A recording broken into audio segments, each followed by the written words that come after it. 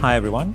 Welcome to FINsights, a unique platform for industry experts and disruptive fintechs to come together and talk about key challenges and opportunities in the world of finance. My name is Inderpreet Batra. I'm a senior partner out of BCG's New York office, and I lead our payments practice for North America. Our topic today is loyalty and commerce. It is a topic that has high relevance for any consumer-facing business.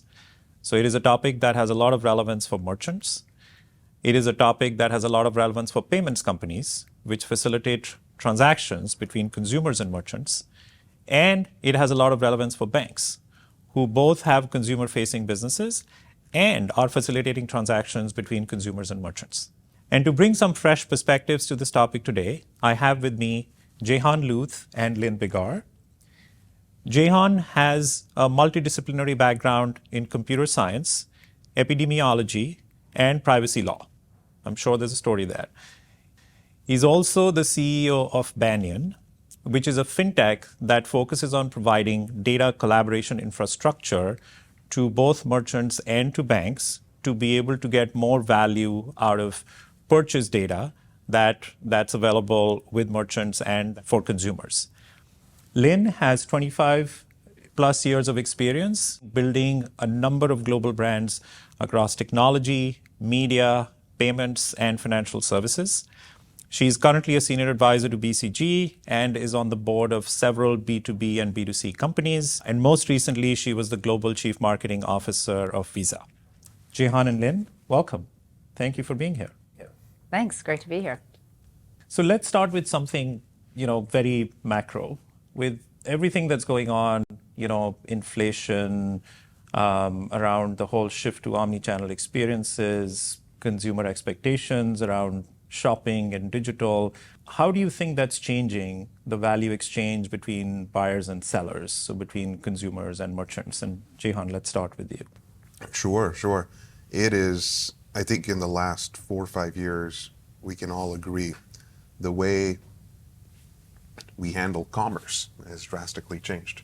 It's changed from a consumer standpoint where people expect choice, they expect availability, they expect speed, a lot of convenience. From the merchant standpoint, almost every large retailer, one of their strategic goals is building their retail media businesses, which is also a drastic change in business model for merchants and retailers compared to 30 years ago. And on the financial institution side of things and fintech side of things, we're seeing all kinds of applications to help people manage their finances better. And it is very, very hard to do these things in such a rapid pace without really good understanding about the consumer. And so that's really where we come in, is that's our area of focus, but it's really led because of consumers have changed the way they shop. So Lynn, in that context, how do you think about the role of a performance marketer, particularly in financial services? How does it change what they should be thinking about, what they should be doing? Yeah, well, I'm an optimist, so I would say there's never been a better time to be a performance marketer or a marketer in general, as long as you are change embracing and a little bit resilient. To Jehan's point, whatever's coming at us in terms of the ongoing evolution of consumer behavior, sped up by COVID, changing even since COVID, data and analytics capabilities are getting more evolved and more helpful, I think, to marketers. A plethora of channels are coming at us all the time, paid, earned, and owned, the metaverse, retail media networks, et cetera. And then you layer on that AI and Gen AI and how that is going to be an enabler for marketing and potentially also something that's of concern. Threats, the third-party cookie is going away, budgets are getting tighter. A marketer needs to really justify every dollar they're spending based on ROI or some sort of business metric or long-term value to the brand or the company. And then if I'm at a bank, you layer on top of that the regulatory environment, the potential for increasing and escalating loyalty costs, and then the points that we've been making about just the evolving customer behavior and the need to really, really understand your customer as a customer of one. So it's an interesting puzzle to solve, and it's a great time to be doing it. So what are the opportunities for banks? You talked about obviously a lot of trends, a lot of challenges. What are the opportunities for banks? I think, from the bank perspective, there's a real opportunity to think about your customer as one customer. So most banks have multiple relationships with a customer, be it a credit card relationship, a DDA account, a financial advisory relationship. They might integrate the data that they have about that customer, but from a BCG survey that we've done, less than 50% of the time are they actually really speaking to the customer as one customer. So there's that big opportunity, and I think the expectation of the customer, the consumer, is that happens. I think an interesting way to do that is through offers and promotions, and linking really banks and merchants. The challenge of that is that sometimes each one maybe wants a different thing. So from a merchant perspective, the merchant is usually wanting to actually find new customers to bring to their products. Whereas from a bank perspective, they often want to please their customer, which is giving them offers that pile on to existing customer behavior. So that tension needs to be navigated. That partnership needs to be, the economics for both sides need to be clear, and really keeping the customer kind of in the center of the equation, I think, is what's really important. So Jehan, would you agree with that? And if you do, then are banks and merchants ready, or do they need to step up their game to be able to take advantage of this? Yes, I mean, I wholeheartedly agree. And I do think the collaboration between banks and merchants is at its very, very core rooted around the same joint customer.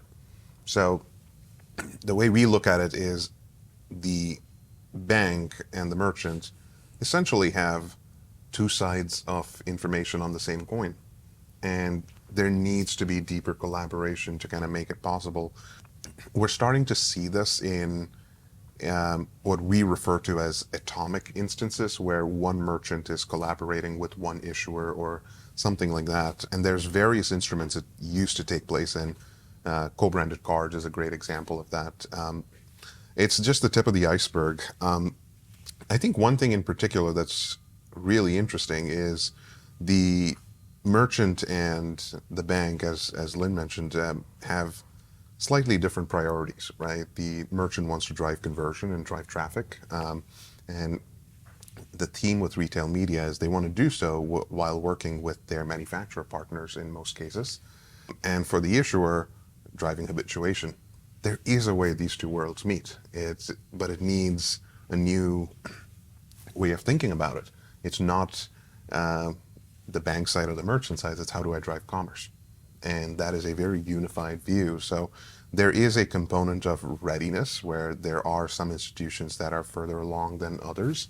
But we strongly believe that the future of commerce is going to involve financial institutions and merchants working much closer together, and the time to really invest in that is now. So where does Banyan come into that picture? Banyan makes it really, really easy for them to do just that. At its very core, we look at ourselves as infrastructure or plumbing that makes it incredibly simple for merchants and issuers to collaborate. And there's a lot of instances where this happens. Lynn brought up offers and different kinds of promotions. There's embedded rewards on the card. But if you put yourself in the merchant's camp for a second, the merchant wants to drive conversion, but there's categories within the merchant store that have different profit margins, they have different strategic priorities.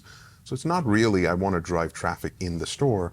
It's more so, how do I drive traffic to very specific things, and how do I engage with very specific sets of customers? So we really believe that the holy grail for commerce data is a combination of three things. It's a combination of identity, transactions, and SKU level data or item level data. Those three things need to come together. And today, unless you have a merchant's loyalty app, that's when all three things come together. But other than that, the banks have two out of the three things, and the merchants have two out of the three pieces. When these two worlds come together, it creates a lot of powerful things. So give us a real world example of what you just described. Yes, we're starting to see, as an example, in the co-branded world, where a reward on a card might have a points multiplier on store branded product or private label goods in certain retailers. We're doing this with card linked offer providers where merchants want to target specific categories within their store, not just spend money at Merchant X and get cash back. It's spend money buying this category at Merchant X and get double the cash back. It's actually really powerful because the consumer gets more value out of this. The bank gets, much more relevant content for the consumer, and the merchant gets to drive very specific traffic with, to Lynn's point, with very measurable efficacy. And that's really, really important. And I think the bank channel is now becoming a part of a merchant's marketing stack. And that's really powerful. Lynn, what do you think of this capability, and what types of insights can item level data create, and for whom? Yeah, I think it's a very powerful idea. It's kind of to Jehan's point, it's the missing link that I think every issuer has wanted in their loyalty programs. So I think there's broad applicability. I think one of the main areas is really to enhance existing loyalty programs, be they proprietary programs like a American Express Membership Rewards or a Chase Ultimate Rewards, be they merchant programs that span across brands like the Marriott Bonvoy program or the Williams-Sonoma Key program, where you want to really identify very specific, brands or offerings and cross-promote. So I think there's a lot of applicability to really just go that one level deeper on a targeted SKU-based offer. I think one thing that we should remember, and again, I keep referring to this BCG study, but in there, we learned that less than 50% of FIs are really proficient and feel comfortable ingesting third-party data like this SKU level data. So there's some capabilities and some building that needs to happen. But if the company is willing to invest, I think there's a huge opportunity to have great returns for all parties involved. So given what both of you are saying, it feels like this is not an if question, it's more a when question, which is when do we start to see SKU level data be institutionalized across banks, merchants, and other intermediaries in the payments ecosystem. So what's the long-term play here? Where do you see merchants going? Where do you see banks going? And again, Jehan, let's start with you on the merchant point of view. What's the long-term play for that?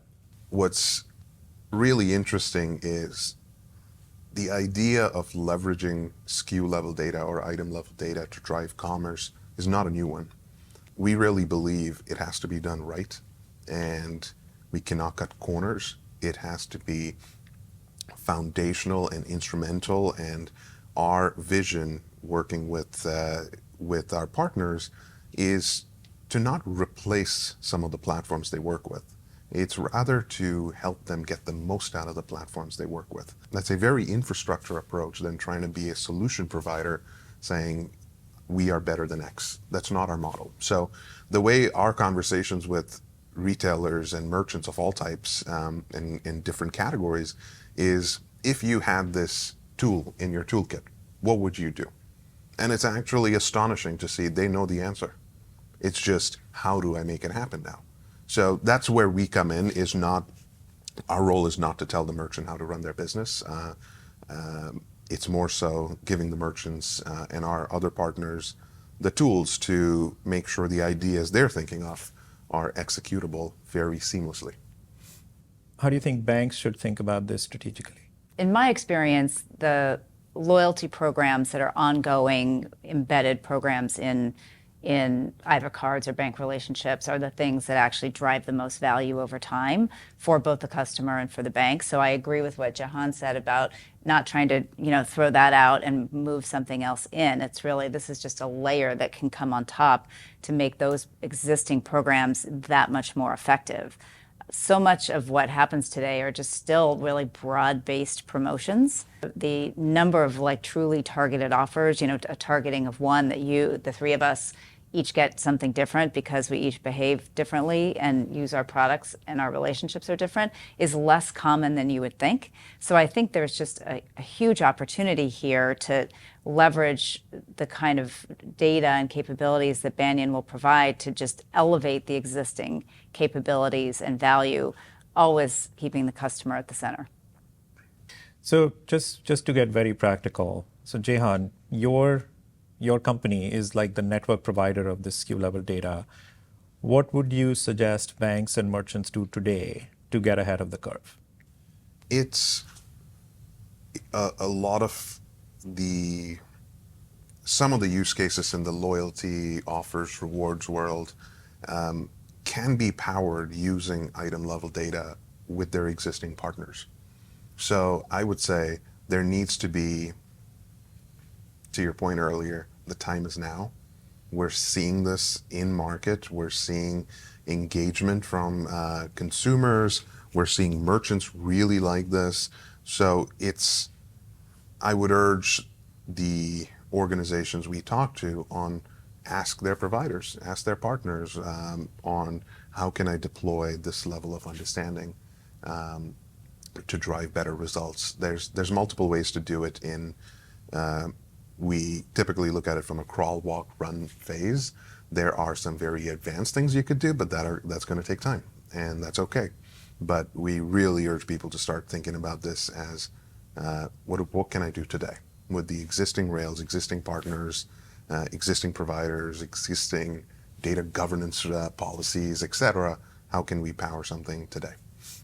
And Lynn, I think you've alluded to this a couple of times, but just to put a finer point on it, do you think banks are ready? I think the readiness is going to depend from bank to bank. I mean, certainly some will be a little further down the evolutionary path than others, but I think any bank can start and get going. I think action is more important at this point than anything. You certainly don't want to get left behind. For me, there's really three things. One is process. So just get started. Just figure out some test and learn opportunities. Define what your measures of success are, define how those measures of success are going to impact the business, figure out what you did right, what you did wrong, just start, get the flywheel moving. The second is really the capabilities. I think to Jehan's point, you don't have to do this all yourself. Like leverage your existing partner set, leverage your existing marketing technology stack, and see how far you can get and bring in other partners on an experimental basis just to get moving. And the third is really people, because no marketer can accomplish a task like figuring out how to integrate SKU level data and drive value to customers on their own. They're going to need their operations team, their risk team, technology team, obviously the finance organization needs to be a team that has an aligned set of goals, is resourced properly. Those goals have to matter equally to everybody. So my recommendation, having sat in the seat where I might have been the one trying to lead this change, is just get going and iterate and figure out as you go along. Okay, that's very well said, Lynn. Just get going. Lynn and Jehan, thank you very much for being on FINsights today. We appreciate your time and for giving our audience a glimpse into the future of loyalty and commerce. And to our audience, thank you for watching.